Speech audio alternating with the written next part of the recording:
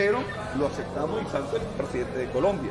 ¿Por qué entonces ellos no aceptan a un país que según es una dictadura, una extraña dictadura, donde en 19 años se han realizado 24 elecciones? Hoy hay aquí más de 300 observadores internacionales de más de 80 países. Yo le pregunto a los argentinos, a los chilenos, a los europeos, ¿en qué país de Europa hacen tantas elecciones y tantas consultas como en Venezuela? ¿En qué país de América Latina? Si aquí viniera la gente de Guinness, nos tendría que dar un récord mundial por ser el país con mayor cantidad de elecciones democráticas, transparentes, con observación internacional. No es que nosotros digamos que no venga nadie a verlo, no, al contrario, invitamos al mundo entero, y aquí está el mundo entero para ir. Pueden ir a cualquier centro, de cualquier parte del país, sin ninguna restricción. Ustedes no están viendo en la calle violencia, ni queme carros, ni gente encapuchada, ni asesinatos de políticos. Aquí se realizó la campaña electoral sin ninguna agresión. En México mataron más de 80 candidatos a diversos cargos. En Colombia vuelan centros electorales, ponen bombas, asesinan candidatos. En Venezuela no, y nosotros somos una dictadura. Bueno, es una dictadura muy rara, de verdad, muy rara. ¿Qué va a pasar hoy en Venezuela? Que el pueblo va a salir a votar como siempre ha salido. ¿Y qué va a pasar al final del día? Que el Consejo Nacional Electoral irá a dar un resultado. Y el que sea lo vamos a aceptar. Nosotros hemos perdido 2 elecciones, una con el comandante Hugo Chávez, una con el presidente Nicolás Maduro, y aceptamos los resultados. Y nos preguntamos, Dios mío, ¿y por qué será que cuando ocurren los resultados a favor de la inmensa mayoría del pueblo no aceptado? Bueno, pase lo que pase, aquí no va a haber violencia, aquí no va a haber golpe de Estado, aquí no va a haber otra cosa, sino un país que va a seguir trabajando, seguramente con diferencias internas. Es un problema nuestro. El presidente ha llamado a la reconciliación nacional, a un gobierno de unidad, a un gobierno de amplitud, con los que creen en la democracia, con los que creen en la paz. Y aprovecho, bueno, felicitar al noble pueblo de Argentina, ¿verdad?, que sigue en batalla. Es una batalla dura aquí en América Latina, pero a pesar de los pesares, al final la voluntad del pueblo se impondrá no solamente en Venezuela, sino en América Latina. No puede ser que la violencia, no puede ser que el pasado, no puede ser que la ortodoxia gobierne. No, aquí los pueblos van a salir adelante a pesar de las grandes amenazas. Gracias, Pedro. En este programa estamos cumpliendo lo que es el acercamiento a los visitantes como ustedes, el acercamiento a nuestro proceso electoral. Una mirada desde el punto de vista técnico, una mirada desde el punto de vista sociopolítico y también con un ciclo de preguntas y respuestas para que todos ustedes lleven a cada uno de sus países la verdad de lo que ocurre en Venezuela, pero por sobre todas las cosas, la verdad del proceso electoral venezolano. Entonces estamos contando con ustedes para que sean replicadores de esa verdad. Aquí no estamos ocultando nada, aquí tenemos un sistema automatizado lo suficientemente fiel y lo suficientemente técnico como para ser exhibido a puertas abiertas al mundo entero. De hecho, en nuestro programa de acompañamiento formal, y digo formal en el sentido de que tenemos técnicos electorales de organismos electorales de otros países, tenemos periodistas e incluso tenemos políticos, diputados, etcétera, que nos están acompañando en el programa formal. Allí le estamos dando una serie de documentos, le exhibimos tal cual como lo hicimos en la mañana, todas las bondades técnicas del sistema, porque no estamos ocultando nada. Lo que ustedes están viendo en este momento, o lo que han visto a lo largo de estos días y lo que van a ver mañana, es totalmente veraz. Las personas que están repitiendo visitas pueden confirmar eso. Y los que están llegando y están participando por primera vez en nuestro proceso electoral, lo van a corroborar de primera mano. De hecho, vamos a coincidir con ustedes ambos programas a partir de hoy, como coincidimos hoy en la mañana y probablemente el día de mañana también. Bueno, vamos a hablar de todo lo que es la sistemática, el sistema electoral venezolano y del proceso de votación venezolano. Y nada más y nada menos, para eso tenemos a la mejor ponente que tuvimos a la mano obtener. ¿Quién es esa ponente? La directora regional de la Oficina de distrito capital, es decir, el distrito que le da vida a la capital del Estado venezolano. Esta ponente es la doctora Nuramí Gutiérrez. Bajo su conducción van ustedes a dar un paseo por todo lo que es el sistema venezolano y por sobre todas las cosas los aspectos técnicos del mismo. Ella es la persona que monta las elecciones en Caracas, en todo lo que tiene que ver el ámbito de Caracas, municipio Libertador. Ella es la responsable de lo bueno y de lo más bueno, porque nosotros no tenemos nada malo, de lo bueno y lo más bueno. Entonces, le dejo a cargo de la presentación a la doctora Nuramí. Bueno, yo voy a hacer también un pequeño saludo. Yo, de verdad, para el Poder Electoral es un enorme gusto contar con la presencia de los compañeros y las compañeras invitados internacionales que van a acompañarnos en este proceso electoral venezolano. El número 23, si obviamos algunos procesos electorales regionales, que podemos ofrecer con todo gusto la forma como la realizamos. Esperamos además que ustedes nos acompañen a desmontar una serie de matrices de opinión que se han encargado de enlodar nuestro proceso y se han encargado de difamar en el mundo entero las bondades del proceso venezolano. Lo primero que tenemos que decir es que el proceso electoral venezolano se tiene un punto de quiebre con la Constitución de la República Bolivariana de Venezuela en el año 1999. Anteriormente, el poder electoral, no existía un poder electoral en Venezuela, sino que nosotros teníamos la tradicional división de poderes, ejecutivo, legislativo y judicial, pero la Constitución de 1999 incorpora dos nuevos poderes al Estado venezolano, que son el poder ciudadano y el poder electoral.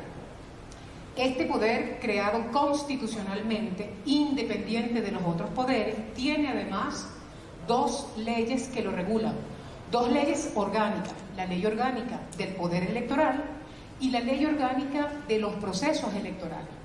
A nosotros siempre nos ha llamado la atención que países cuyos regímenes electorales son organizados por el Ejecutivo, bien por el Ministerio de Defensa, de Interior, o bien por algún órgano adscrito al Ejecutivo, son capaces de decir que en Venezuela el poder electoral está subordinado al Ejecutivo Nacional.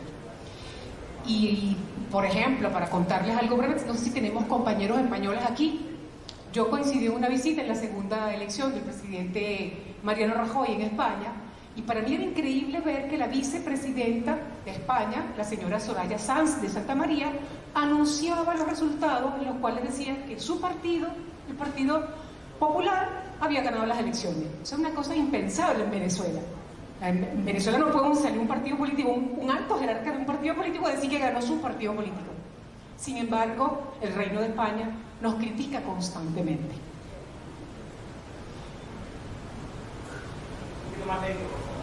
Bueno,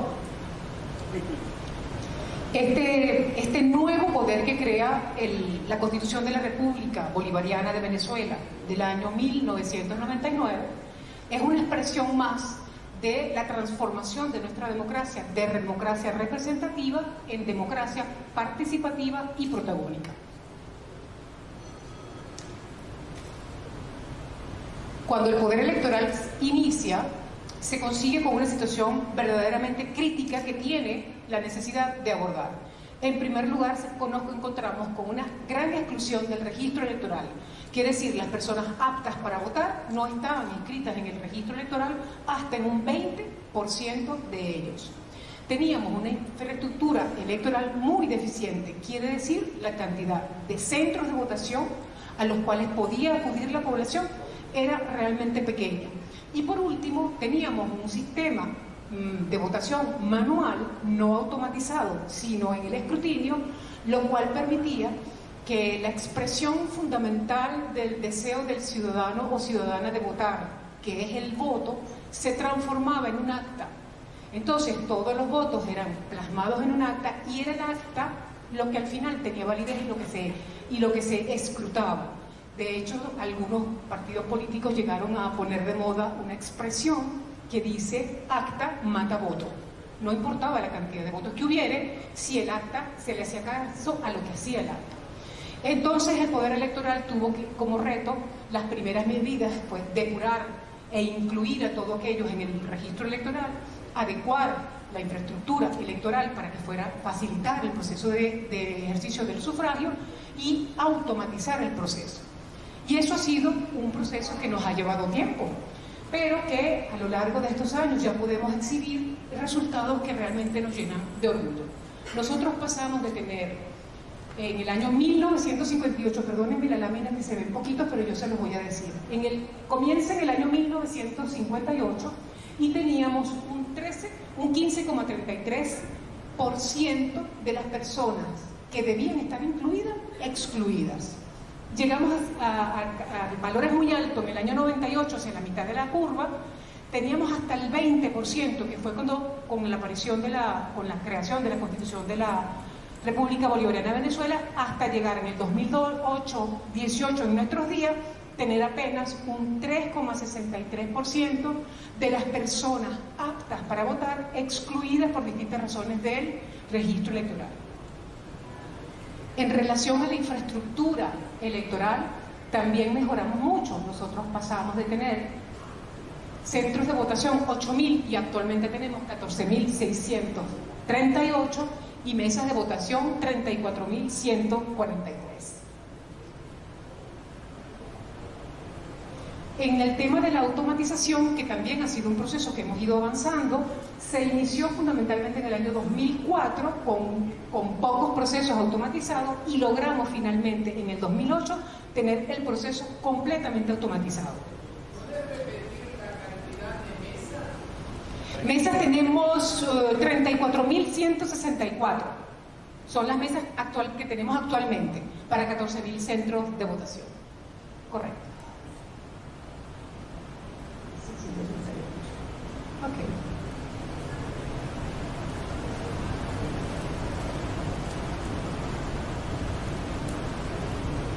Este proceso de automatización implicó para nosotros dar garantías, porque se generaba un poco de escepticismo, incluso de temor en relación al tema de que todo el proceso estuviera automatizado, que podían llegar unos hackers, de preferencia rusos, que intervinieran en el proceso y alteraran los resultados realmente. Entonces, es además un mandato de la ley de orgánica de procesos electorales que todos los procesos automatizados tengan que ser verificables, para lo cual se instalaron una serie de auditorías que se realizan por mandato de la ley. O sea, no es una cosa caprichosa ni que la estamos haciendo ahorita.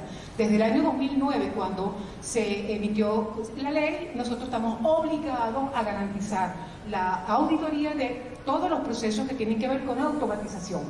En ese sentido, nosotros tenemos divididas las garantías como en dos sistemas. Fundamentalmente, que haya una seguridad sobre el sistema automatizado de votación, y por otro, que el sistema sea transparente y confiable para que la gente acuda masivamente a ejercer su voto con la seguridad de que su voto será respetado.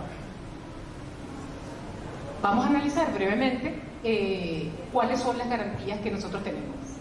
Nosotros, era un poco lo que les explicaba antes, generar confianza en el proceso electoral, certificar el funcionamiento de cada uno de los elementos que están involucrados en el proceso automatizado. Esto quiere decir funcionamiento correcto y eficaz de los componentes, de los programas, de los procesos y de los equipos involucrados. Esto, por supuesto, garantiza la integridad del voto y la inviolabilidad del mismo. Esta es la maquinita que tenemos allá afuera, que después pueden ir a hacer un paseo y vemos cómo hacemos los venezolanos cuando vamos a ejercer el voto. Más lento. Necesitamos a alguien que haga la traducción en castellano. Por favor, si tienen alguna pregunta, levanten la mano y le llevamos el micrófono para que todos los compañeros la escuchen. Esa no. Que me tienen que ver oriental. Si la doctora hace eso, deja de ser ella. No, yo soy una señora seria, voy a hacerlo lentamente. Que auditamos por mandato de la ley, no es una novedad en Venezuela, se hace desde el año 2009. Auditamos el software de las máquinas de votación. Cada vez que hay un proceso electoral en Venezuela, la máquina debe ser reprogramada, porque hemos tenido elecciones municipales, elecciones legislativas, elecciones presidenciales con distintos candidatos. A veces tenemos 3 tipos de elecciones simultáneas. Eso obliga a que el programa de software de la máquina sea cambiado. Eso hay que auditarlo. En segundo lugar, el archivo de configuración de las máquinas de votación.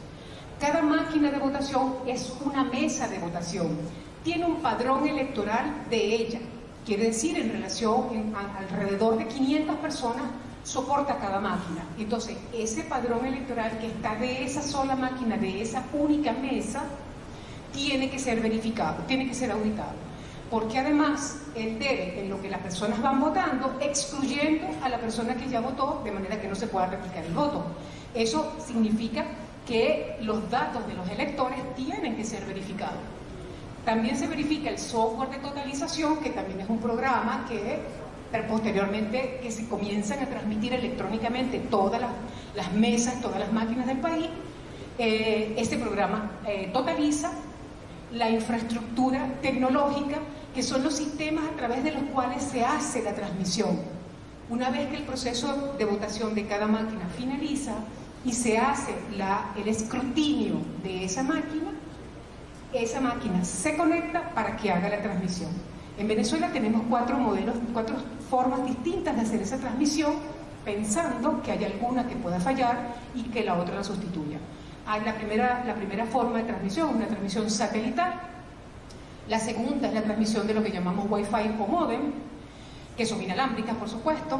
Tenemos también una red fija que se lleva a través de un canal privado de la Compañía Nacional de Teléfonos de Venezuela, y una red interna VPN del Consejo Nacional Electoral. Por alguno de los 4 medios, la transmisión, una vez terminado el proceso electoral, se manda a totalizar.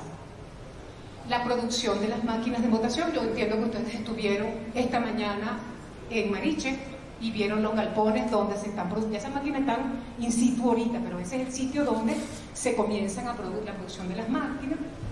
El predespacho, que es el nombre técnico que se le da al simulacro que hacemos nosotros. Bajo escenarios controlados, nosotros convocamos a que la gente practique, ensaye el futuro acto de votación en menos mesas, en menos centros, y de eso también hacemos una fiestica. La última tuvimos hace como 3 semanas más o menos, donde la gente acude y practique. Eso le permite al Consejo evidenciar debilidades en algunos de los aspectos. Telecomunicaciones, fase 1 y fase 2 es la verificación de que todos los medios de transmisión estén correctos, y se hace, cuando hablamos de fase 1 es que se hace antes de las elecciones, y cuando hablamos de fase 2 es que después que terminen las elecciones se vuelve a repetir la auditoría, y la verificación ciudadana, que también tiene una fase 1 y una fase 2. La fase 1 de la verificación ciudadana se hace inmediatamente. Bueno, yo siempre digo que hay una que nos faltaba. La primera verificación ciudadana es que usted emite el voto y la máquina le entrega un comprobante de voto. Usted mira, ajá, esta es la persona por la que yo voté. Dobla su papelito y lo mete en la caja de resguardo. Eso es lo primero que hace el ciudadano, que puede verificar que lo que él introdujo en la máquina se expresa en un papel de acuerdo a su preferencia. Después viene lo que nosotros llamamos formalmente la verificación ciudadana, fase 1, que se hace en el 54% de todas las mesas de votación del país. Esa mesa se decide cuáles son de cualquier centro de votación, y los testigos de los partidos políticos, los miembros de la mesa, el presidente de la mesa y los coordinadores de los centros abren la papeleta de escrutinio que arroja la máquina, es constatada contra lo que está en la caja de resguardo. Quiere decir, yo saco todas las papeletas que están en la caja de resguardo y las cuento una a una, y ese resultado debe ser el mismo que me arrojó la papeleta de escrutinio de la máquina. Esa es la verificación ciudadana fase 1, y se hace en la mitad de las mesas de todo el territorio nacional. La verificación ciudadana fase 2 es que de esa mitad de centros que fueron evaluados, el 1% se reevalúa esta vez en Mariche, y garantiza que no haya habido ninguna diferencia entre lo que ocurrió en la fase 1 contra lo que ocurre en la fase 2. Preguntita aquí. Dígame. Sobre la programación o el software. Ajá. ¿Quién diseña esa programación, ese software? Who designs that software? Ajá, nosotros tenemos técnicos en el Consejo Nacional Electoral que ya con una trayectoria de más de 15 años con estos procesos creamos nuestros propios programas, pero siempre contratamos una compañía externa, son suplidores externos que nos acompañan en el proceso de la facilitación de la programación en todo el resto de las máquinas, pero es producto propio del Consejo. ¿Y alguna de esas compañías son estadounidenses? No, creo que es tristemente célebre el caso. Smartmatic es una compañía venezolana con técnicos que salieron de las universidades venezolanas, que crecieron y se constituyeron trabajando con el Consejo Nacional Electoral y ahora son una gran compañía de asesores de procesos electorales en el mundo entero, pero con ellos tuvimos una gran dificultad el año pasado a propósito de la elección de la Asamblea Nacional Constituyente, porque ellos intervinieron y emitieron juicios violando cláusulas de confidencialidad, pero además completamente falsos. Entonces, ellos están ahorita siendo incluso demandados por el Consejo, pero ahora tenemos otra compañía, también venezolana, de proveedores de tecnologías de información.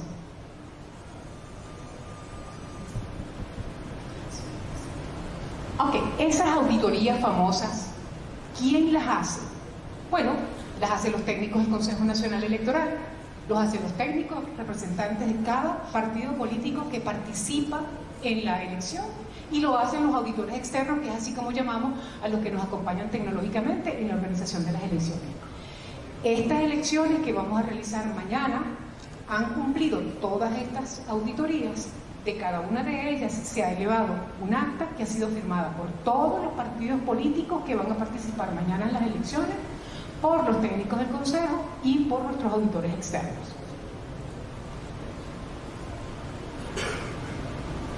¿Cómo garantizamos que después que hicimos la auditoría venga un hacker ruso y no lo intervenga?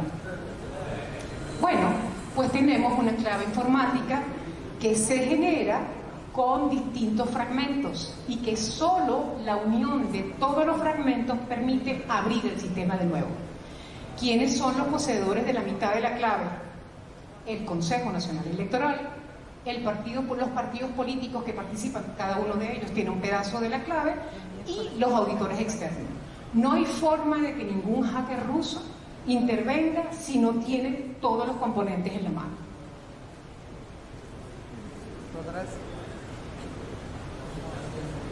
Ok. Que además de este sistema de garantía que ya vimos, en el ejercicio nuestro a través de todos estos años, han habido sugerencias o reclamos de los actores políticos que participan en el proceso venezolano y le han hecho demandas al Consejo Nacional Electoral. Estas son algunas de las demandas que le han hecho y que el Consejo ha incorporado como nuevas auditorías y como nuevas garantías de pulcritud de nuestro proceso.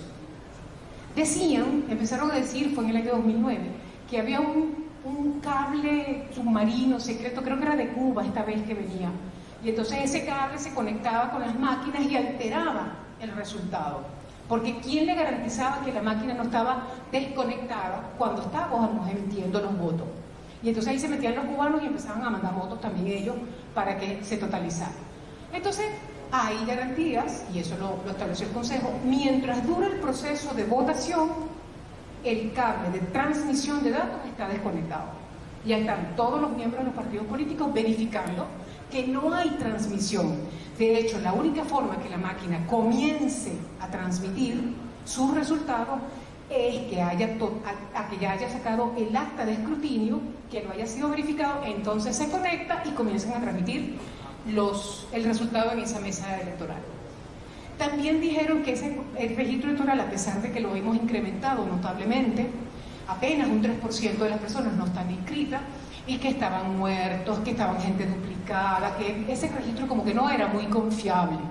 Entonces se le hace también una auditoría al registro electoral y además se le entrega a los participantes a los partidos políticos. Se publica un registro electoral que forma parte del cronograma electoral, lo que llamamos registro electoral preliminar. Se publica y se les entrega en digital actores políticos, ellos lo revisan y tienen un lapso de hasta 15 días para que hagan objeciones e identifiquen algún problema que pueda tener ese registro hasta que hacemos la publicación del registro definitivo. Los cuadernos de votación también son auditados ahora para evitar cualquier inconveniente. Los electores de una máquina o de una mesa están todos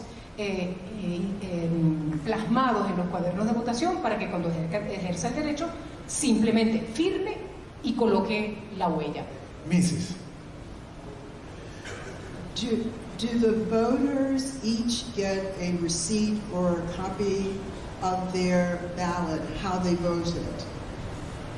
¿Quién me ayuda con la traducción? Ella pregunta que si los ciudadanos cuando votan obtienen una copia, un recibo de lo que están votando. Bueno, ellos lo ven, nosotros lo vemos. Tradúcele, por favor.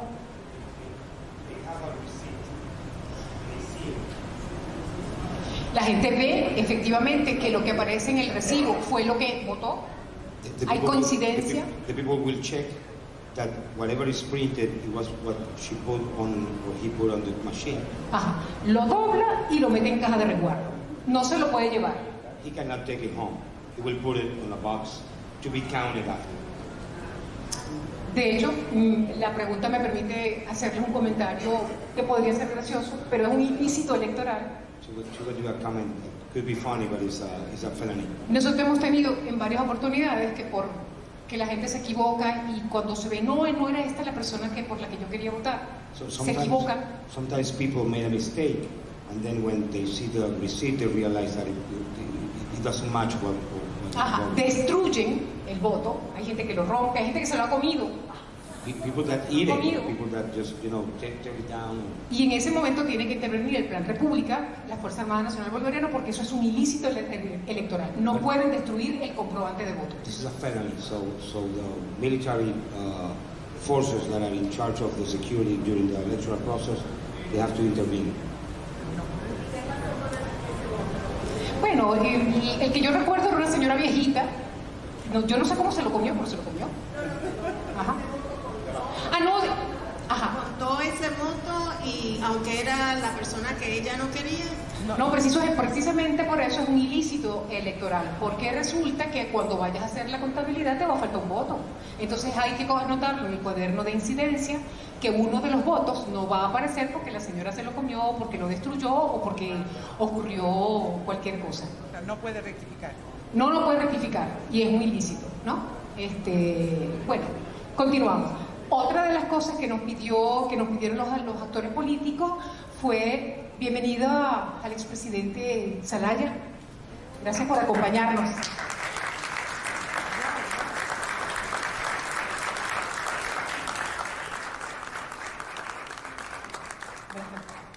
Bienvenido. ¿Qué hice? ¿Hice algo? Sí. Compañero, buen día. Bienvenido. Después nos va a dar unas palabras de regalito. Le voy a contar una breve anécdota que la apunté en mi cuaderno. Resulta que en la entrada aquí al Hotel Marrio me llevaron a la reunión que tiene ahí la oposición. Pero qué horror. Sí, entré, me senté y empecé a escuchar las intervenciones de los señores que estaban hablando y me extrañó pues que realmente eran críticas duras a la forma de gobierno de Nicolás. Yo dije, pucha, qué tolerante se ha vuelto a la izquierda, ¿va? Porque es como un seminario de autocrítica. No llegaron los compañeros de Canciller y me dijeron, disculpe, esta es la reunión equivocada. Es que aquí estoy en familia ya. Bienvenido, presidente, bienvenido.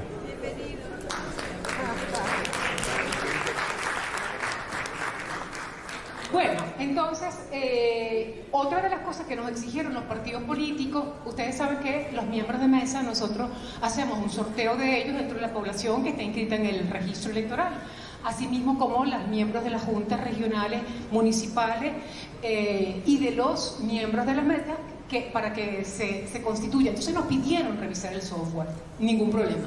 Desde el 2009 se les entrega el software para que lo revisen y no hay ningún partido político. Y se les entrega a los partidos, como ya les había comentado, el registro electoral definitivo.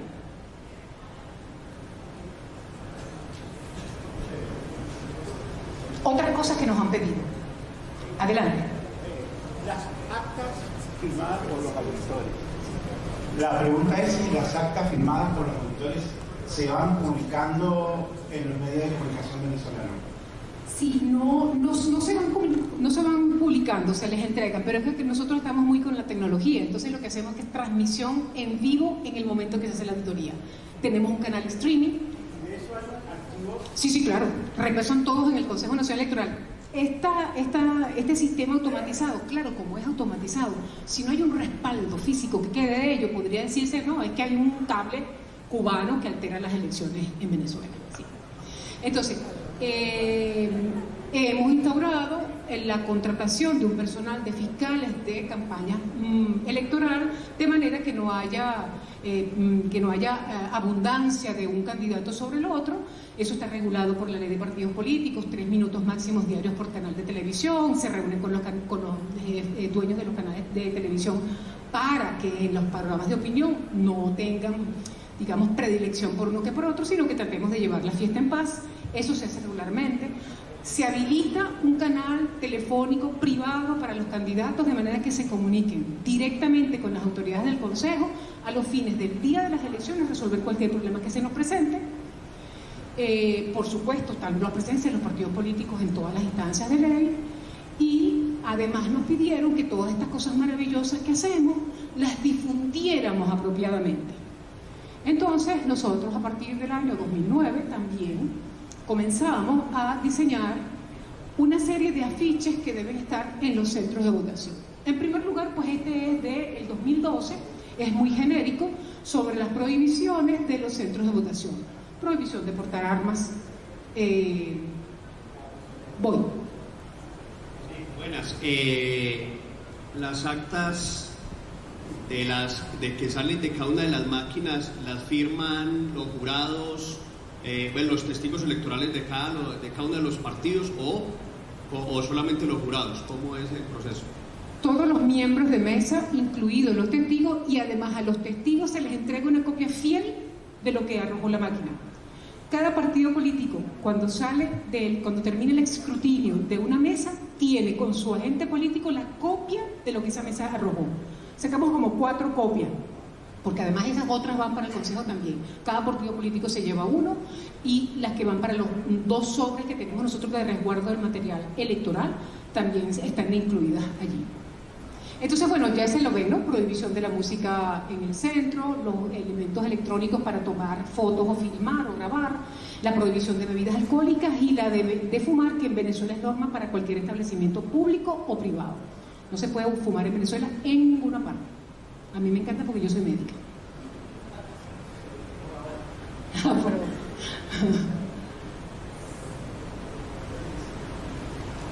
Estas son las otras cosas que también tenemos en afiches para que nadie tenga dudas. ¿Qué hace el coordinador del centro? ¿Cuáles son las facultades que tiene de organizar el proceso, de poner orden, de aclarar dudas?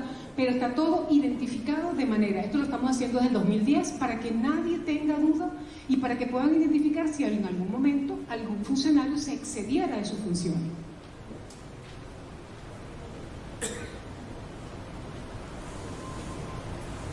El Plan República, que es el garante en temas de seguridad en general de nuestros establecimientos educativos que se convierten en centros de votación, tienen también una serie de funciones, no solamente garantizar el orden público, sino más, desde mi punto de vista, esto está puesto en afiches para que todo el mundo lo comente y lo vea, sino además la responsabilidad de transportar, cuando termina el proceso de elecciones, en la caja de resguardo, un sobre llamado número 1, donde están todas las actas de inicialización, de escrutinio, de verificación de puesto en cera, todas las actas que arroja la máquina para garantizar que el proceso es pulcro, se mete en el sobre número 1 y se le lleva al Consejo Nacional Electoral.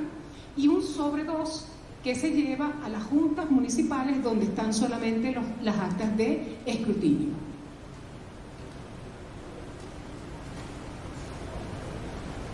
Esta es una de las que nos da más gusto, que es el acompañamiento a personas con discapacidad.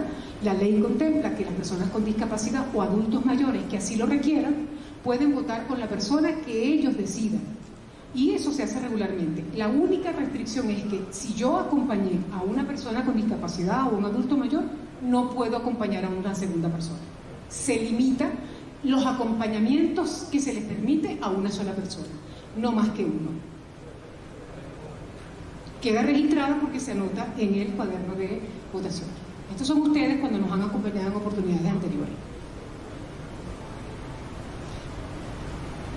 La presencia internacional para nosotros ha sido vital porque son los que nos acompañan, los que verifican lo que estamos haciendo, con los que podemos compartir desde el término de la solidaridad y desde el término del respeto mutuo el proceso electoral venezolano, y muchísimas veces han dado aportes muy importantes para el avance del proceso. Pero se consta en Venezuela fundamentalmente de dos maneras: una observación nacional, donde grupos vinculados a los procesos electorales son invitados por las autoridades del Consejo, y el acompañamiento internacional que se hace por organismos internacionales de integración. UNASUR tiene muchos años acompañándonos, por ejemplo, y organismos multilaterales que también están interesados en participar, y autoridades políticas como el presidente Zelaya, como el expresidente Rodríguez Zapatero, como el presidente Correa, creo que también va a llegar en esta oportunidad a acompañarnos, y personalidades y figuras que por supuesto para nosotros es muy importante que estén aquí y compartan con nosotros y nos ayuden a difundir y a desmontar todas las matrices de opinión en relación a las trampas que se hacen desde el Consejo Nacional Electoral.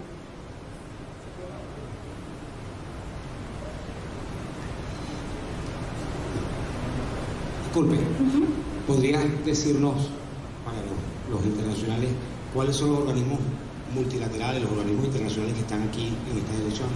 Bueno, en estas elecciones les voy a decir lo que yo me sé, que tengo certeza que llegaron. Llegó la gente de UNASUR acompañándonos, llegó la gente de la Unión Africana, que tuvimos el placer de estar en Addis Abeba invitándolo. Tenemos, no está CARICOM, pero tienen varios miembros de CARICOM que está acompañándonos a nosotros. La OEA nos acompañó mucho tiempo hasta que decidió convertirse en un partido político, perdón, eso no se dice. Pero muchas veces estuvo la OEA acompañándonos, pero en lo que la OEA fijó partido político, bueno, dejó de acompañarnos. ALBA y CELA es el Comité de Expertos Electorales Latinoamericanos, que son unas autoridades que tienen mucha experiencia porque han tenido responsabilidades en sus estados, en sus países, y la verdad es que han sido de muchísima importancia para nosotros por sus enseñanzas, porque es una opinión técnica muy, muy precisa, y como esto es un sistema bien novedoso por lo avanzado desde el punto de vista tecnológico que es, nos ayuda mucho tener a gente con las experiencias en sus propios países que ya han pasado por muchos procesos electorales y nos pueden acompañar para perfeccionar el nuestro. Como ustedes bien saben, nosotros tuvimos el año pasado, si los que no lo saben se los comunico, episodios de violencia en las principales ciudades de Venezuela muy, muy importantes, muy desgarradoras, una cosa que nosotros en Venezuela nunca habíamos visto, un nivel de violencia callejera, feroz, que terminó incluso con más de 100 personas fallecidas, algunas de las cuales fueron quemadas vivas por tener posiciones políticas distintas. Eso estuvo 4 meses que nos llevaba por una situación sumamente desagradable, triste, dolorosa, nunca antes, insisto, vivida por nosotros, que incluso llegó, por ejemplo, en urbanizaciones de algunas de las ciudades más importantes de Venezuela, a que los vecinos trancaran e impidieran que la gente fuera a trabajar, a estudiar, a cumplir con sus labores cotidianas. Realmente estábamos en una situación sumamente desagradable. El presidente Maduro llamaba al diálogo para dirimir políticamente cuáles eran los problemas, pero la verdad es que no tuvo éxito en ese momento. Y en el mes de mayo, él decidió, por competencias constitucionales, convocar una Asamblea Nacional Constituyente, el poder sobre los poderes, de manera que en esa instancia, con todos los poderes del Estado subordinados, pudiéramos iniciar un diálogo y llegáramos a algún convencimiento. La verdad es que yo me preocupé un poco porque dije, bueno, si la oposición, que dice que es mayoría, participa de la elección de la Asamblea Nacional Constituyente, ya yo me veía con elecciones generales, con todo, o sea, con una situación muy difícil, fue una jugada muy arriesgada del presidente Maduro. Pero para sorpresa de todos, la oposición no participó en la Asamblea Nacional Constituyente, sino que la objetó. Y entonces comenzó a decir, por ejemplo, que la facultad del presidente debía ser ratificada por un referéndum como había hecho el presidente Chávez.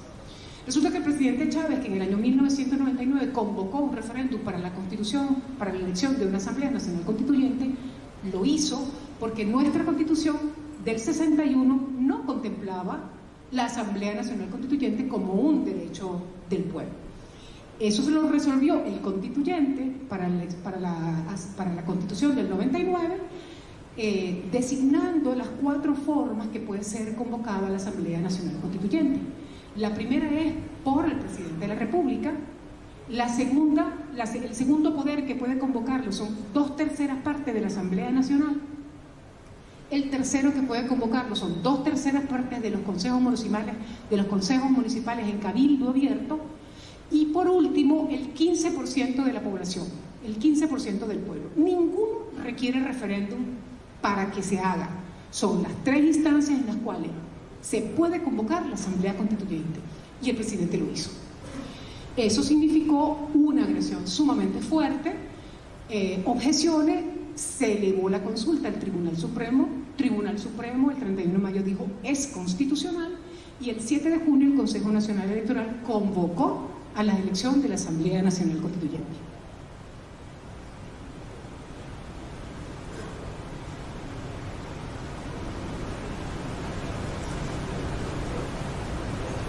Se desató una violencia nunca vista contra el Consejo Nacional Electoral, que hizo que nosotros tomáramos medidas para el día de las elecciones, de ampliación del perímetro de seguridad, de considerar a los centros de votación como zonas de resguardo militar especial, y se reubicaron una cantidad de centros producto de la violencia y se cerraron definitivamente otros.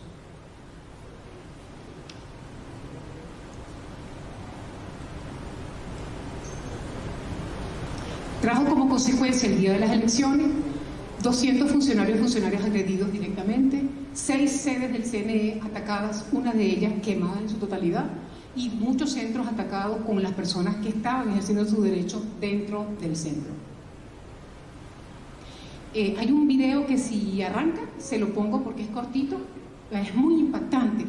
Pregunta, ¿alguien por ahí? Sí. Buenas tardes. Mira, yo tengo una pregunta, y es que... no te veo. Ya te vi. Sí, me paro. En el exterior nosotros vimos imágenes que de pronto no mostraron a todo el mundo, ¿no?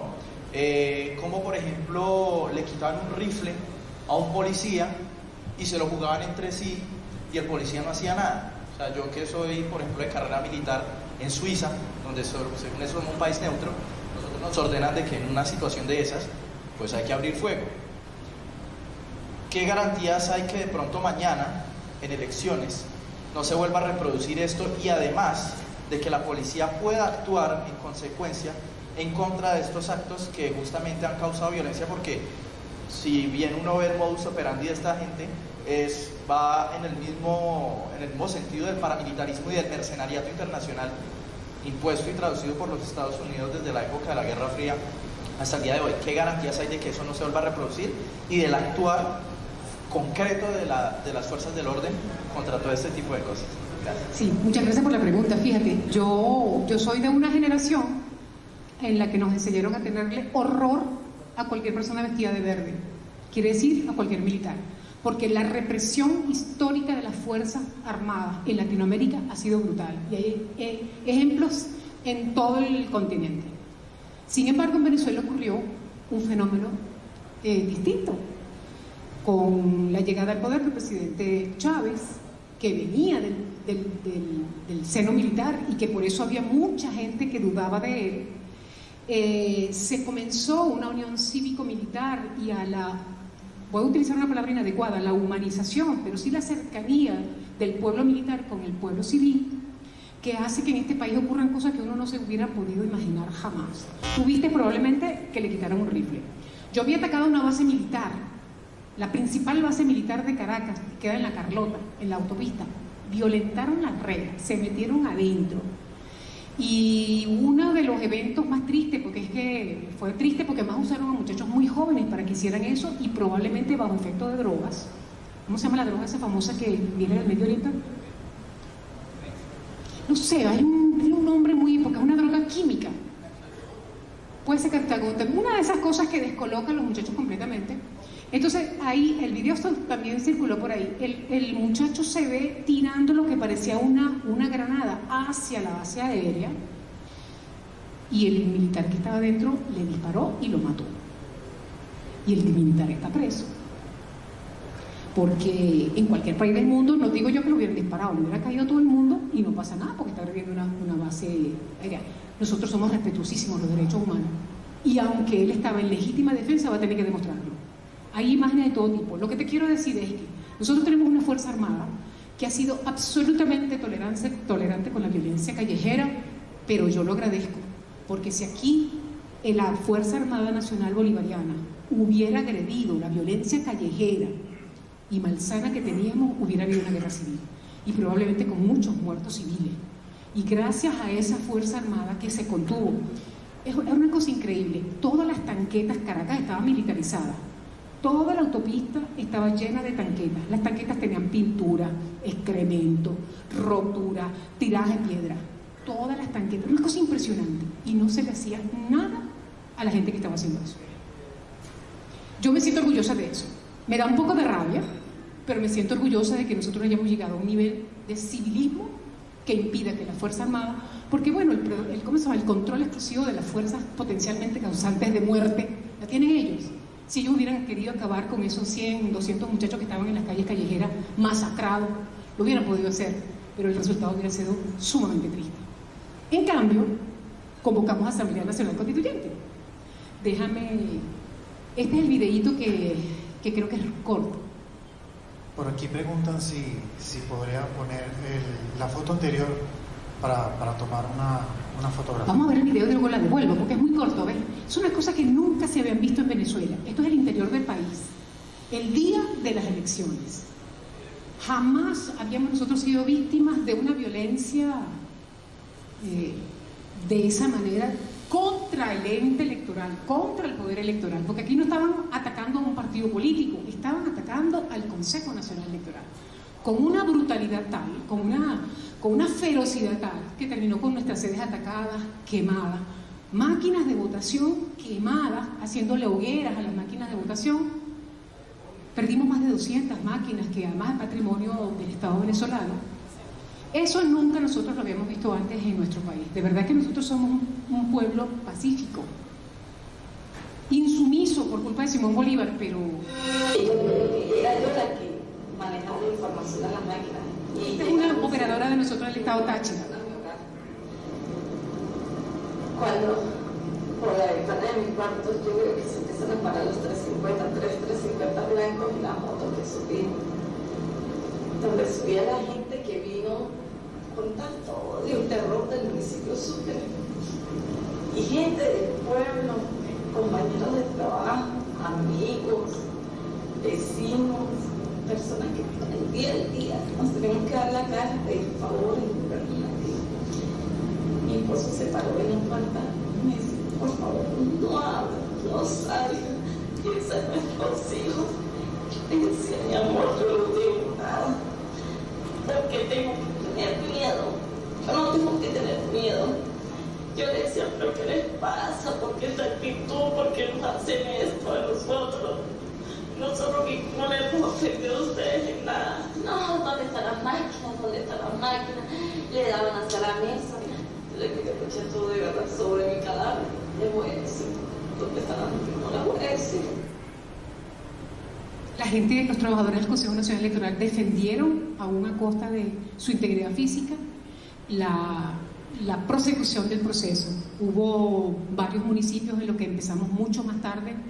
Tenemos fotos también muy bellas de la gente cruzando el río, porque movimos los centros, tuvimos que moverlos de un centro para el otro porque uno era atacado, entonces los movíamos, y la gente, el pueblo venezolano atendió el llamado y de una manera prácticamente mágica Nosotros estuvimos las elecciones el domingo y el lunes Venezuela amaneció en paz.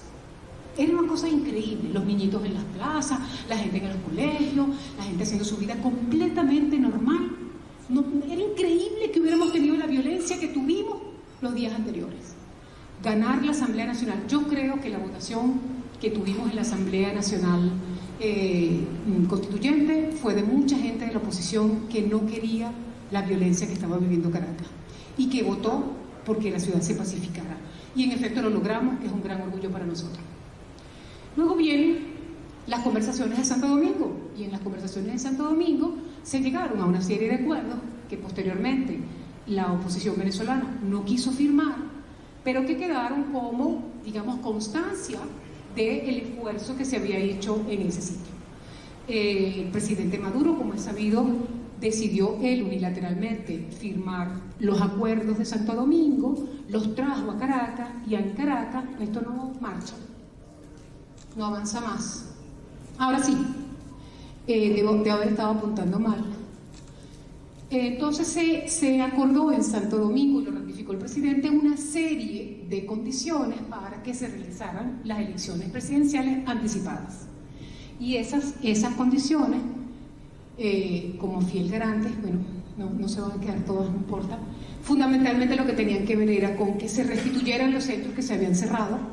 Hubo muchos centros, 600 centros que fueron reubicados, que la fecha que se había decidido en Santo Domingo, tengo entendido que era el 22 de abril, se rodó para el 20 de mayo. Debía sortearse de nuevo todos los miembros de mesa, o sea, una serie de garantías adicionales que el acuerdo de convivencia democrática exigía, y que los 4 candidatos presidenciales fundamentales aceptaron. Si alguien me ayuda ya, falta poquito para terminar, pero se hizo la presentación de todo el sistema. Adelante. No, en relación a esto que contás, decís que en primera instancia los candidatos de la oposición participaron de este acuerdo y después se retiran y no lo firman. ¿Cuál es la explicación que dieron para eso? Bueno, ellos dijeron que ellos nunca habían estado de acuerdo. Yo no sé si alguno de los que está aquí tuvo la oportunidad de ver al presidente Danilo Medina indignado, porque en Santo Domingo se montó todo un protocolo para el día de la firma, y ellos dijeron que no firmaban, que no estaban de acuerdo. Hay cuentos. Zapatero estaba indignado. Zapatero, algún día yo contaré qué fue lo que pasó en Santo Domingo. Lo decía ayer o anteayer, no sé cuándo fue que lo escuché decirlo. Pero no hay versión oficial. La versión oficial de la oposición es que ellos no estaban de acuerdo con nada, que quien inventó ese documento, y el presidente Danilo estaba muy indignado. Ese documento lo firmamos aquí, lo mandé a hacer yo, y era para que viniera Venezuela en su gobierno y la oposición a firmarlo, y finalmente decidieron que no. Al chisme de pasillo, se los cuento como me lo contaron. Alguien estaba en Colombia, creo que Tillerson, como que es el nombre, y llamó al jefe de la misión de la oposición y le dijo: no firme. Pero eso es un chisme, no seríamos capaces de decir que eso es verdad. Sin embargo, entonces el presidente Maduro trajo eso, lo conversó con el resto de la oposición, que no había ido a República Dominicana, y quedó plasmado. Esto se hizo en la sede del Consejo Nacional Electoral, y por esa razón estamos nosotros hoy aquí, en elecciones presidenciales, nuevamente, con la certeza absoluta de que el pueblo venezolano se expresará una vez más, y lo que diga el pueblo venezolano será. Ya sea que gane la oposición, como ganó en el referéndum revocatorio que convocó el presidente Chávez para la reforma constitucional, y la perdió el presidente Chávez por un margen mínimo, pero la perdió. Y después perdió también la Asamblea Nacional por un margen mucho más grande esta vez, pero también la perdió, lo ganó la oposición. Y cuando han ganado gobernaciones se han reconocido, y cuando las han perdido no. Entonces nosotros vamos nuevamente a un proceso electoral que esperamos sea en completa paz, y ahí aprovecho para responder la pregunta que me hizo el compañero de Suiza.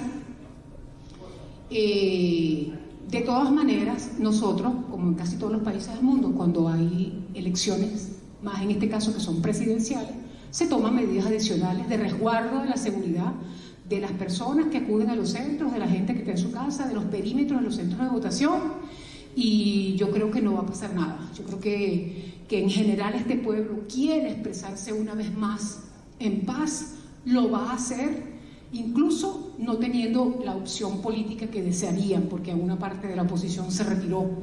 A lo mejor se concentran en la parte de la oposición que está participando, y el pueblo chavista también saldrá y ejercerá su derecho, y lo que el pueblo quiera será lo que el Consejo Nacional Electoral informará el mismo día de las elecciones, porque gracias a este proceso que nos llena tanto de orgullo, ¿qué podemos decir? Que nosotros nos damos resultados aproximados. Nosotros damos los resultados cuando la tendencia es irreversible y faltando muy pocas máquinas por auditar, por transmitir. Entonces nosotros vamos a estar como siempre con esa fiesta esperando que llegue la hora de... Condiciones óptimas, con servicios casi gratuitos, a diferencia de otros países que tanto nos critican, pero nosotros, nuestros servicios, agua, gas, transporte, son casi gratuitos si lo comparamos con otros países. Lo conocemos nosotros totalmente, lo concientizamos, y por eso es que tanto defendemos lo que tenemos. Por eso es que estamos aquí. En este espacio contamos con escuelas, escolarizando a nuestros niños. En este espacio contamos con servicios de salud, contamos con parques infantiles y contamos con la disposición de muchos y muchas para organizar el poder popular, cosa que no se veía con anterioridad. Y aquel gigante que no puedo nombrarlo mucho por respetar, porque nosotros sí respetamos las normas electorales, nos llenó de tanto que la organización se ve en este momento. Ustedes pueden ver, tenemos la mesa 1, la mesa 2, la mesa 3, la mesa 4, la mesa 5, cada quien cuida su espacio, sube, vota, sale. Y aunque es obligatorio, aunque el derecho al ejercicio, al sufragio, está en la Constitución, aquí nadie está obligado. Aquí las personas están porque quieren y decidieron defender un proceso que cree en la democracia participativa y protagónica. Entonces, de verdad, muchísimas gracias a ustedes por estar aquí. Lleven el mensaje al mundo, y nuestro mensaje es que Venezuela seguirá en pie de lucha. Tenemos la conciencia plena porque sabemos que somos la esperanza de Latinoamérica, somos la esperanza del mundo. Nuestro gigante nos los enseñó, nos los inculcó. Él fue nuestra esperanza en un momento, y estamos conscientes que somos la esperanza de ustedes. Cuenten con nosotros, que vamos a estar aquí paraditas y paraditos, defendiendo lo que tenemos que defender. Muchísimas gracias.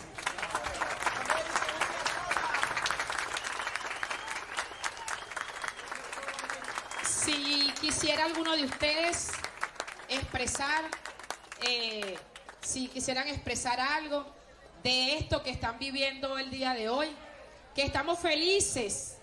Primera vez que tenemos tantos observadores internacionales en nuestro centro, y estamos felices porque sabemos que no se va a vender en otros países solamente.